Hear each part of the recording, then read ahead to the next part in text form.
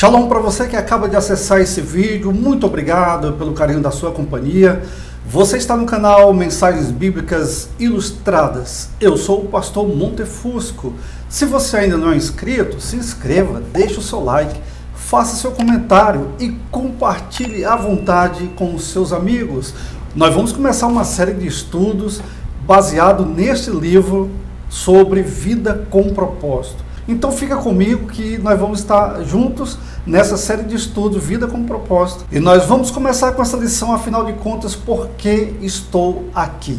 Então vamos ao nosso estudo e que Deus abençoe você grandemente. Afinal de contas, por que eu estou aqui? Vamos começar com 2 versículos chaves. Felizes os que confiam no Senhor, são como árvores plantadas às margens de um rio, cujas raízes alcançam águas profundas. Tais árvores não são afetadas pelo calor, nem se preocupam com longos meses de seca. Suas folhas permanecem verdes e produzem fruto delicioso. Uma vida dedicada às coisas materiais é morta, um tronco cortado. Uma vida moldada por Deus é uma árvore florescente. Provérbios 11:28, tudo começa com Deus. Pois tudo, absolutamente tudo, nos céus e na terra, visível e invisível, todas as coisas começaram nele e nele encontram o seu propósito. Ou seja, Deus é o princípio, o meio e o fim de todas as coisas. Para que nós possamos entender a nossa jornada terrena, por que nós estamos aqui, nós precisamos, evidentemente, começar olhando para o alto. Começar buscando respostas nas Sagradas Escrituras, que são a revelação de Deus para nós. E Ele vai dizer, a Bíblia vai dizer para nós exatamente o que Deus pretendeu e pretende quando nos criou. Veja só, a menos que se admita a existência de um Deus, a questão que se refere ao propósito para a vida não tem sentido. Bertrand Russell, ele é um ateu. Esse homem, com muita honestidade intelectual, ele vai dizer, se não considerarmos a existência de um Deus, então a vida não tem nenhum sentido em se procurar um propósito para ela. Bem, vamos continuar com a reflexão. O autor nos leva a esse pensamento, nos dizendo que a questão não é você. Geralmente perguntamos o que eu quero ser, o que devo fazer com a minha vida, quais são meus objetivos e meus sonhos. A grande pergunta é o que está errado com isso? O que está errado com isso é que nós estamos nos colocando no centro, nós estamos colocando como padrão único no universo. Nós estamos buscando respostas em nós mesmos e achamos que estamos aqui para a nossa própria realização pessoal e o propósito da nossa vida vai além disso. E por isso o autor vai dizer que o propósito da sua vida, da minha vida, é maior do que sua realização pessoal, é maior do que a minha realização pessoal. Então nós fomos criados com um propósito que está além de nós mesmos. E ele continua ainda nos levando ao pensamento de que nós não descobriremos o significado da nossa vida em nós.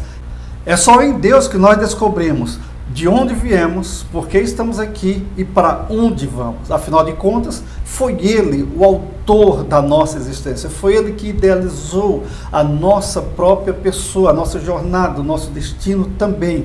Tudo começa com Ele, continua com Ele e termina nele. Porém, sabe o que é trágico, meu amigo? Que muitas pessoas tentam usar Deus para a sua autorrealização. Muita gente só procura Deus para que Deus possa assinar embaixo dos projetos pessoais que aquela pessoa tem, dos seus próprios sonhos, dos seus próprios anseios e ambições terrenas.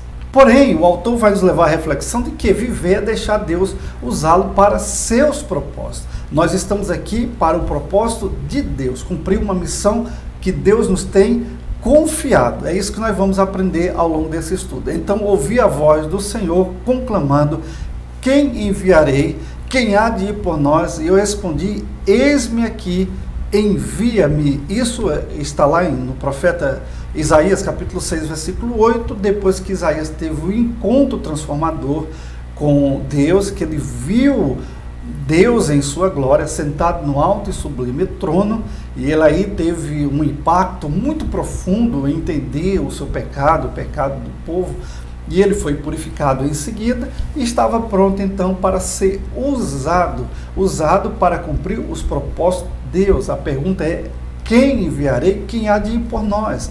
Então Deus está dizendo: eu tenho uma missão a ser cumprida entre aqueles que eu criei a minha imagem e semelhança.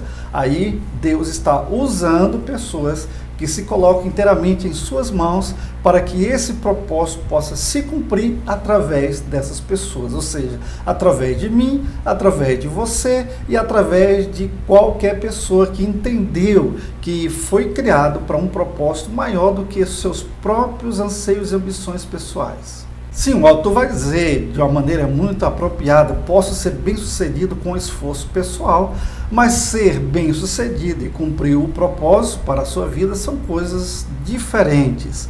Você pode alcançar seus objetivos e falhar em alcançar o propósito de Deus para você. Sim, é verdade. Tem muita gente aqui na Terra que, entre aspas, é bem-sucedido. Pode ser bem-sucedido na carreira pessoal, pode ser bem-sucedido em finanças, pode ser bem-sucedido em suas conquistas, mesmo que temporárias, terrenas, que caducarão com o tempo, mas elas poderão ser bem-sucedidas e não alcançarem o objetivo principal, estarem completamente fora do foco que Deus criou para que essa pessoa pudesse realmente existir. Fomos criados com um propósito, devemos descobrir esse propósito em Deus, porque é Ele que sabe exatamente o que é que nós precisamos e devemos fazer enquanto estivermos nessa peregrinação terrena. Então surgem as perguntas: qual o significado da vida, por que estou aqui e como saber? Em Efésios 1:11 diz: todas as coisas são feitas de acordo com o propósito e com a decisão de Deus. Veja bem, com o propósito e decisão de Deus, não é feita por nós mesmos, nós não criamos a nós não podemos formar o nosso próprio propósito.